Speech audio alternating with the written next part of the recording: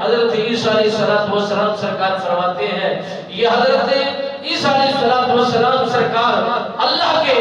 نبی ہیں اور اللہ نے ان کو بہت بڑی شان عطا فرمائی ہے. اب آسمانوں پر یہ ظہور پذیر، آسمانوں پر یہ بلندیوں پر جلوہ گر ہے، اللہ نے ان کو وہاں پر رکھا ہوا ہے. مالک بے نیاز نے ان کو اتنا بڑی عظمت و شان عطا فرمائی ہے اور وہ یہ چاہ رہے ہیں. آج تو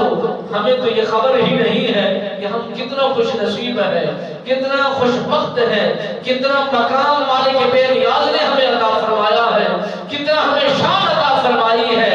مگر وہ اللہ کا نبی اللہ کی بارگاہ میں عرض کرتے ہیں مولا نبوت لے لے،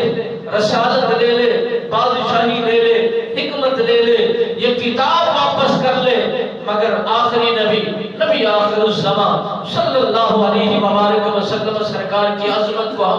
پڑھ چکے ہیں، سن چکے ہیں، دیکھ چکے ہیں، کتابوں کے مطالعے کر چکے ہیں. تو نے بخوبی انداز میں، بہترین مٹھاس میں ان کی عظمت و شان کے گیت گائے ہیں. ہم یہ چاہتے ہیں سب چیزیں جو تم نے ہمیں بادشاہی اور حکمت عطا فرمائی ہے اس میں اتنا لذت نہیں ہے، اتنا کمال نہیں ہے، اتنا بہترین مقام و مرتبہ نہیں ہے جو آپ کے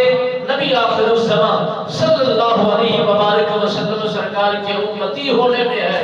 آپ سرکار کے جو امتی بن جاتے ہیں، آپ نے ان کی جو عظمت و مقام بلند کیا ہے، جو شان و شوکت میں اضافہ فرمایا ہے.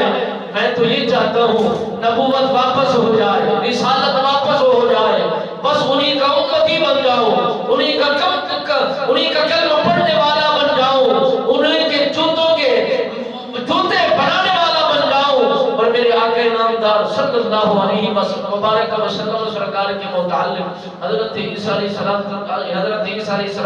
سرکار فرماتے ہیں کہ مالک بے نیاز نے ان کی شان میں اتنا اضافہ فرمایا ہے، اتنا بلندیاں عطا فرمائی ہیں اور انہیں مختار کل بنا کر بھیجنا ہے اور جہاں انہی کی وجہ سے روشن ہونا ہے. دھرتی کے ہر ذرے پر انہی کا پرچار پہنچنا ہے، انہی کا پیغام پہنچنا ہے. ہر حکمدار کے دل کے اندر انہی کی تڑپ ہونی ہے، ہر کلمہ گو کی دل و دماغ کے اندر ان کی عقیدت و محبت پیدا ہونی ہے اور وہ